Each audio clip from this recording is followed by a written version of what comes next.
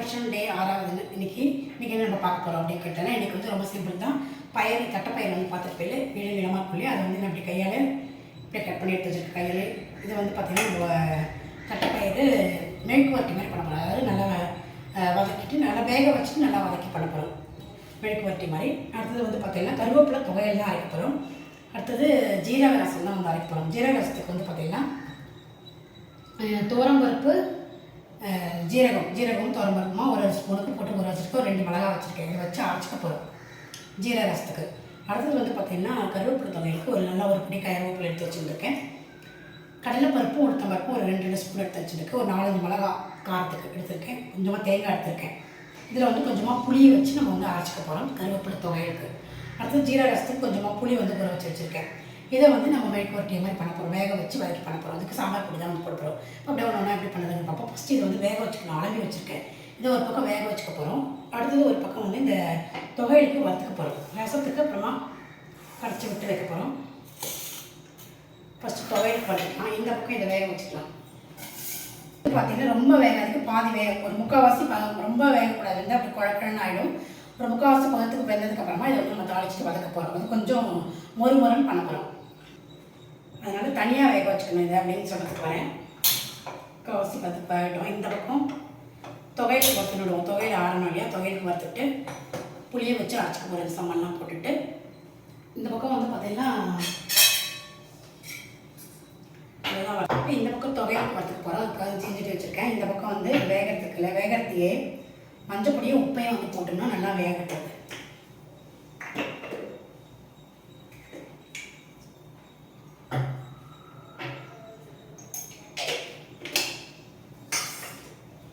துவையலுக்கு தேங்காய் எண்ணெய் வந்து விட்டுக்கிறேன். துவையல் வறுத்துக்கிறதுக்கு வந்து காஞ்சின்னு இருக்கு. துவையலுக்கு வறுத்துக்கலாம். கடலைப்பருப்பு போட்டுக்கிறேன். நல்லா 2 ஸ்பூன் எடுத்துட்டுருக்கேன். அதே மாதிரி உளுத்தம்பருப்பு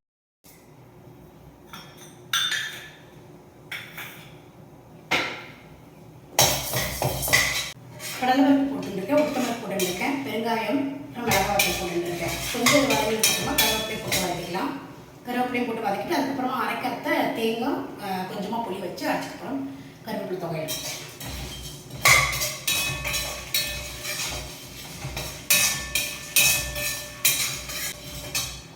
அந்த ஸ்டேஜில் கருவேப்பிலை வந்து போட்டுக்கலாம்.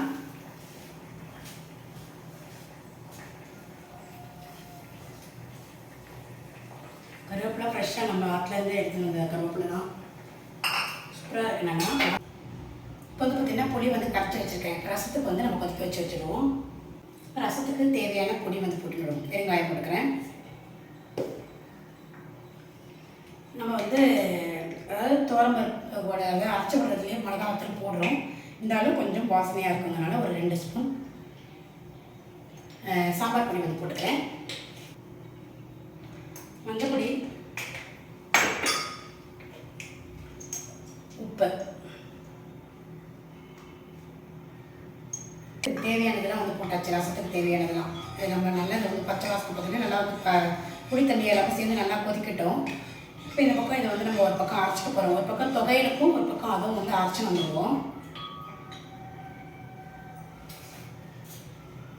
தொகையிலுக்கு வந்து பார்த்திங்கன்னா நான் தேங்காய் வந்து போட்டுக்கிறேன்.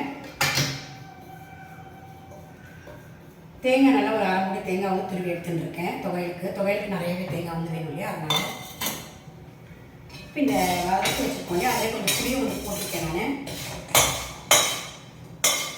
இது எல்லாமே போட்டுட்டு இதையும் அரைச்சி வந்துடுவோம். ஒரு பக்கம்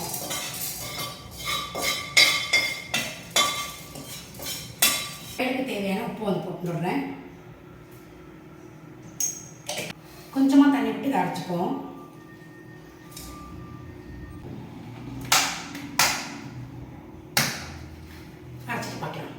துவையலுக்கு வந்து அரைச்சாச்சு. இந்த பக்கம் ரசம் வந்து கொதிச்சுருக்கு. ரசத்துக்கு வந்து அரைக்கணும். அதுக்கு முன்னாடி நம்ம வந்து கறியை வந்து ஃப்ரை பண்ண வச்சுட்டு போயிடுவோம். பயிர் வந்து நல்லா வெந்திருக்கு. நல்லா ஒரு முக்கால்வாசி பார்த்து வெந்திருக்குன்னு வச்சுக்கோங்க. இப்போ இந்த பக்கம் எண்ணெய் விட்டுக்கலாம்.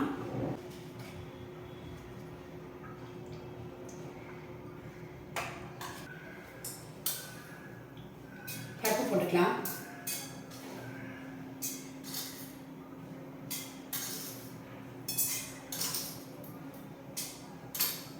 வந்து வெடிச்சுன்னு இருக்கு. கடுகு வெடிச்சு பருப்பெல்லாம் சாந்துட்டு இருக்கு. எனக்கு தேவையான கொஞ்சமாக வந்து உப்பு வந்து நான் போட்டுக்கிறேன்.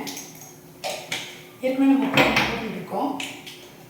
காரத்துக்கு சாம்பார் பொடி வந்து போட்டுக்கிறேன். ஒரு 3 ஸ்பூன் போட்டிருக்கேன்.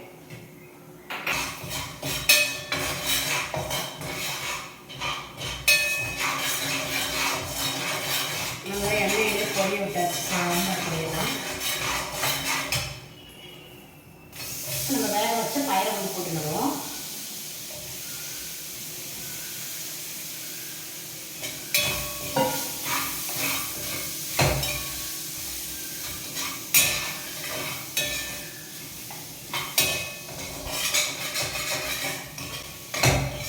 இது நல்லா வந்து கலந்து விட்டாச்சு. இது நல்லா அது பாட்டுக்கு ஃப்ரை ஆகிட்டுருக்கட்டும்.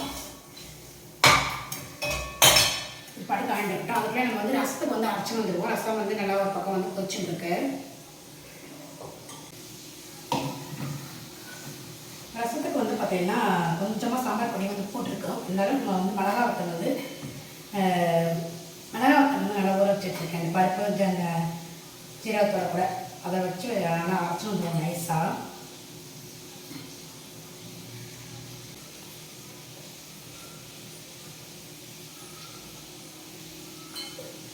கொஞ்சமாக தண்ணி விட்டு அரைச்சிப்போம் நைஸாக.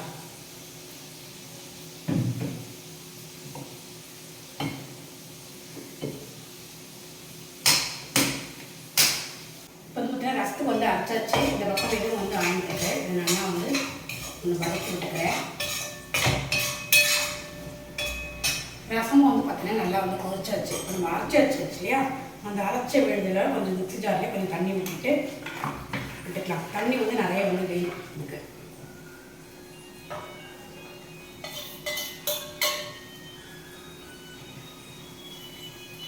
நல்லா வந்து நைஸாக வந்து அரைச்சி போடல. அதோட கூட தண்ணியும் வந்து நல்லா சேர்த்துட்டு நிறைய வந்துட்டப்போ மேலே கருவேப்பிலை போட்டுட்டு தாளிக்க வேண்டியதான். இந்த ரசமும் வந்து ஆகிட்டு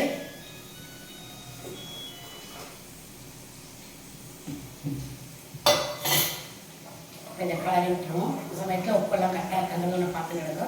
அதோட ஜீரா ரசம் வந்து சூப்பராக வந்து ரெடி ஆகிடுச்சு. அப்படியே நான் உடச்சி வரும்போது ஆஃப் பண்ண முடியும். மேலாக கருவேப்பிலை வந்து போட்டுக்கிறேன்.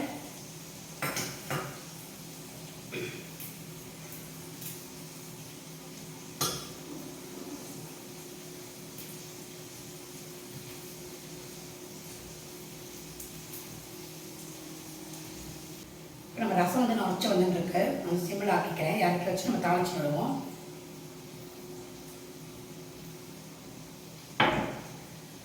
பக்கம் தாளிக்கிறதுக்கு நெய் வந்து வச்சுக்கிறேன்.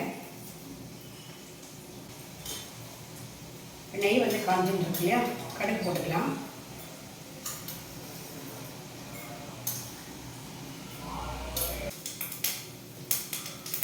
கடுகு வெடிச்சுட்டு இருக்கு. வெங்காயம் போட்டுக்கலாம்.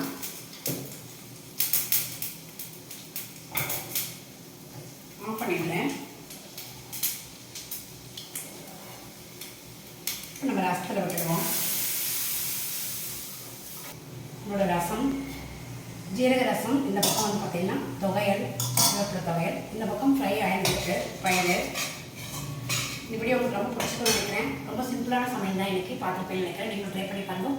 ட்ரை பண்ணி பார்த்து எப்படி இருக்குது லைக்கும் கமெண்ட்ஸ் பண்ணுங்கள். இது வாங்கிட்டு நான் உங்களுக்கு க்ளாஸ் ஃபுல்லாக காட்டுறேன். Okay, thank you.